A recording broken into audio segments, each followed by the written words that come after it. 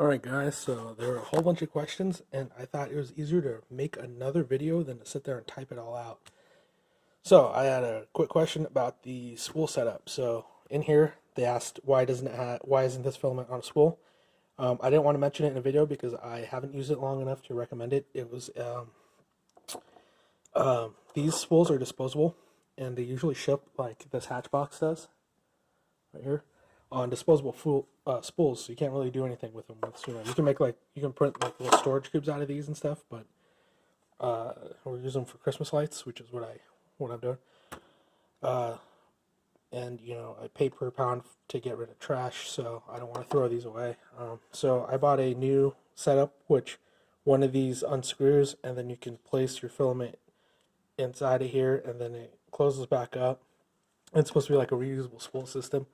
I haven't used it, so it's just sitting right there. So I'll let you guys know in a couple months after of like heavy use if I recommend it or not. Another thing someone mentioned is micro SD cards. So micro SD. The one with the ender that ships with the ender, it's trash. What happens is after a while your prints freeze, and then you got the hot end sitting at 200 degrees Celsius in the bed at 60. And that leads to nozzle clogs because the plastic just crystallizes in there. It's not really doing anything. It's not going anywhere, and it's a mess to clean up. And you don't really want to do that, especially if you're new to 3D printing and you're running off of the supplied card. Don't worry, guys. The supplied card is garbage. Just buy a whole bunch of these. They don't even have to be that big, like 1 or 2 gigabyte cards, and just you can cycle your cards through. As you write to one as you print, you write your G code to one as you print off the other, and you just kind of keep going along. I have probably about 30 of these sitting in a little 3D printed container, and I just keep running them. And if they go bad, I just toss them because they're 1 to 2 gigabytes. They're so cheap that you don't even need to worry about them. Another thing that I've neglected to mention is a scraper. This is the one that comes with the Ender 3. So what you're better off.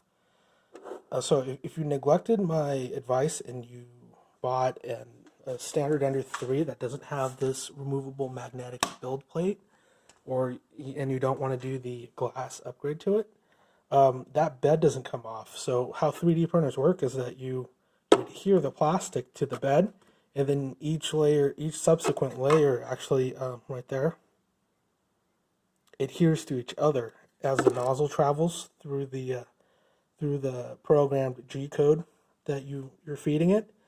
So when that's sitting on the bed like that, it's really hard to move, especially if you can't get the bed off. So they include these scrapers, and you're supposed to come up under it and kind of lift up and kind of break that bond.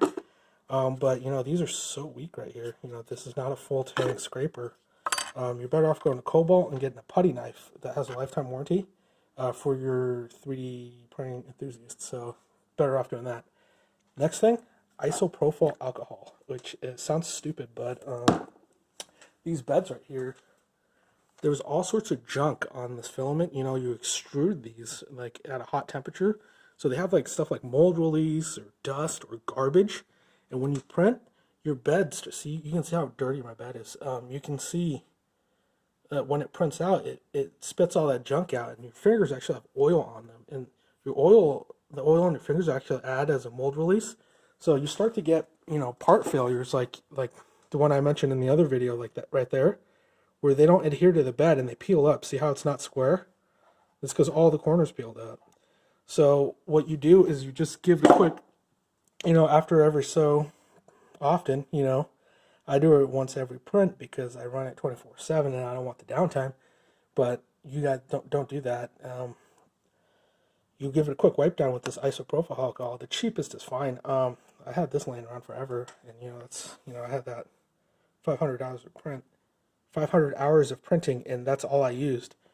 So that's a good option. I'm running out of data to record on, so let me know if you have any other questions down below. Thank you.